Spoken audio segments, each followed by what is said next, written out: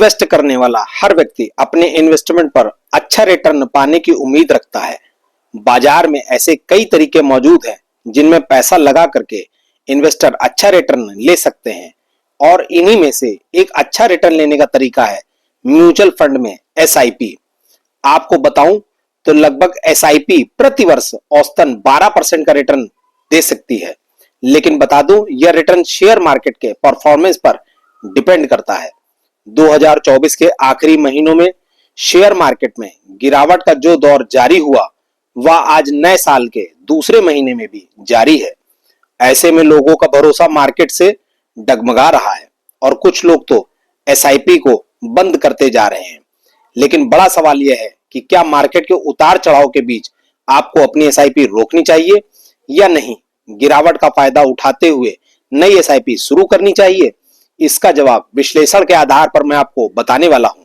आज के टाइम में आम इन्वेस्टर के लिए एसआईपी के जरिए म्यूचुअल फंड में इन्वेस्ट करना सबसे पॉपुलर तरीका बन गया है, लेकिन जिस तरह फॉरेन इन्वेस्टर बाजार छोड़कर भाग रहे हैं और कई कंपनियों के शेयर्स के भाव नीचे जा रहे हैं, उसे देखते हुए भारतीय एसआईपी निवेशक भी अब बहुत सतर्कता के साथ बाजार में निवेश कर रहे हैं, जबकि एसआईपी में लोगों की दिलचस्पी अभी भी लगातार बनी हुई है।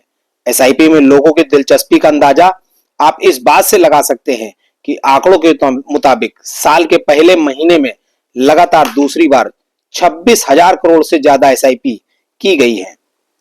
इससे पहले दिसंबर 2024 में भी ये 26,000 करोड़ के आंकड़े को पार कर गया था, जिससे लोगों की दिलचस्पी पता चलती है।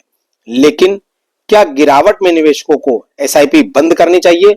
इस बात पर म्यूचुअल फंड्स एक्सपर्ट दो कंडीशन में बटे हुए नजर आते हैं। कुछ का तो कहना है कि बाजार टॉप पर हो तब एसआईपी शुरू करना ठीक है, तो कुछ कहते हैं कि मार्केट में गिरावट के समय एसआईपी में निवेश करना सही है। मैं तो यही कहूंगा कि निवेशक सबसे पहले यह समझ लें कि एसआईपी में निवेश 1 या 2 साल के लिए ना करें। एसआईपी में निवेश कम से कम 15 से 20 साल का लंबा टारगेट आपको रखना चाहिए, क्योंकि तभी मार्केट से ज्यादा रिटर्न ले पाएंगे। ज्यादातर एक्सपर्ट्स मानते हैं कि गिरावट के टाइम पर एसआईपी में ज्यादा इन्वेस्टमेंट ज्यादा फायदेमंद हो सकता है, क्योंकि गिरती मार्केट में आपको फंड की ज्यादा यूनिट मिलेंगी, जिसका ज्यादा फायदा मार्केट में करेक्शन के बाद आपको फ्यूचर में दिखाई देगा। इसलिए मार्केट गिरावट में इन्वेस्टमेंट करना ज्यादा बेहतर है और एसआईपी में देरी का मतलब है इन्वेस्टरों का बड़ा नुकसान हो सकता है। लंबी अवधि के लिए निवेश करके आप मार्केट की गिरावट में हुए नुकसान की भरपाई कर पाएंगे। हालांकि गिरावट के समय कम टाइम के निवेश पर एसआईपी शुरू करने से नुकसान की भरपाई नहीं कर पाएंगे। ऐसे समय निवेश से रिटर्न में मामूली अंतर हो सकता है, लेकिन लंबे समय में निवेश का असर ना के बराबर हो जाएगा।